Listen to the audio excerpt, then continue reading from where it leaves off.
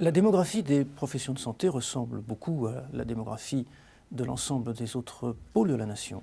C'est-à-dire qu'il y a aujourd'hui ce que l'on appelle un papy-boom, avec des personnes, des professionnels qui prennent leur retraite en nombre important, et puis pour leur succéder, pour prendre la relève, des jeunes professionnels de santé notamment, qui sont ou qui peuvent être en nombre insuffisant. Effectivement, la pyramide des âges qui se présente pour les grandes professions de santé doctorales et paramédicale, eh bien, montre une pyramide avec une base qui est assez effilée et un sommet qui, lui, l'est beaucoup moins. On constate aujourd'hui effectivement de nombreux départs en retraite sans que pour autant les nouvelles générations compensent ceci. Pourquoi ?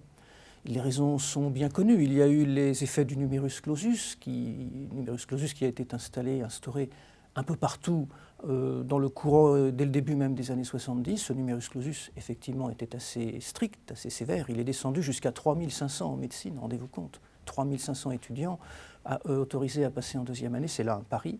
Aujourd'hui, les effets de ce numerus clausus se font sentir à plein, alors que des générations entières de praticiens, nous l'avons dit, prennent leur retraite.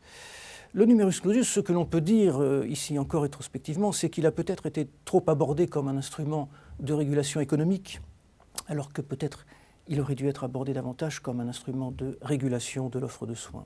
Lorsqu'il y avait des déficits, on serrait le numerus clausus. En gros, c'est ainsi que les choses se sont passées.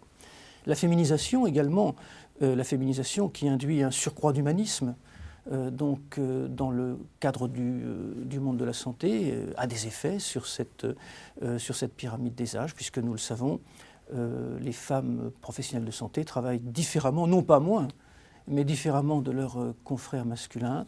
Et tout ceci va influer, si vous voulez, sur une offre qui est un petit peu, non pas en déshérence, le terme est excessif, mais un peu insuffisante par rapport d'une part aux besoins de santé publique, et surtout qui est insuffisante quantitativement par rapport à des départs qui sont importants. Alors on parle effectivement de régression de la démographie chez les médecins, qui est en partie compensée pour l'instant par effectivement quelques retraités reprenant leur activité, mais pour combien de temps ?